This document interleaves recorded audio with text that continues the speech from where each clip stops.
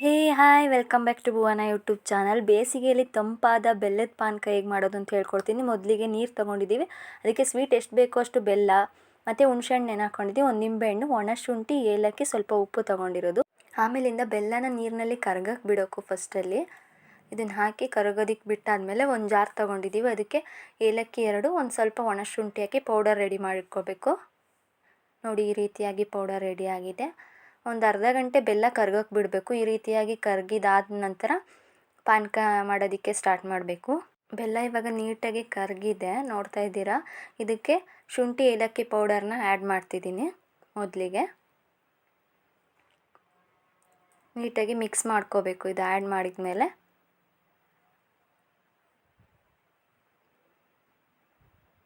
ಆಮೇಲಿಂದ ಹುಣಸೆ ಹುಳಿನ ನೆನೆ ಇಟ್ಕೊಂಡಿರ್ತೀವಲ್ಲ, ಆ ರಸ ತೆಗ್ಕೊಂಡಿರೋದಿದು.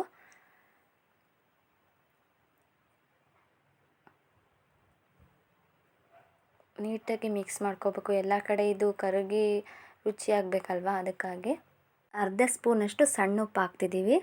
ಆಮೇಲಿಂದ ನಿಂಬೆ ರಸನ ಹಾಕ್ತಿದ್ದೀವಿ, 2 ಹೋಳು ನಿಂಬೆ ರಸ ಹಾಕಿರೋದು.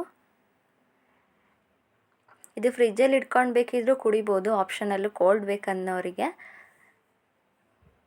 ಬೇಸಿಗೆಯಲ್ಲಿ ತುಂಬ ಬಿಸಿಲಿರೋದ್ರಿಂದ ತಂಪಾಗುತ್ತೆ, ಬಾಡಿ ಕೂಡ ದೇಹಕ್ಕೆ ಒಳ್ಳೆಯದಂತಲೇ ಹೇಳ್ಬೋದು, ಉಷ್ಣ ಕಡಿಮೆ ಮಾಡುತ್ತೆ. ನೋಡಿ, ಇಷ್ಟ ಆದರೆ ಆಯಿತು, ಬೆಲ್ಲದ ಪಾನಕ ರೆಡಿಯಾಗಿದೆ. ಇದನ್ನು ಸೋಸಿದ್ರೆ ಬೆಲ್ಲದ ಪಾನಕ ರೆಡಿ. ಯಾವುದೇ ಜ್ಯೂಸ್ಗಿಂತ ಇದು ಒಳ್ಳೆ ಉತ್ತಮ ಅಂತ ಹೇಳ್ಬೋದು. ಹಾಗೆಯೇ ಯಾರೆಲ್ಲ ಇನ್ನೂ ನನ್ನ ಚಾನಲ್ನ ಸಬ್ಸ್ಕ್ರೈಬ್ ಮಾಡಿಲ್ಲ, ಪ್ಲೀಸ್ ಸಬ್ಸ್ಕ್ರೈಬ್ ಮಾಡಿ. Thank you for watching.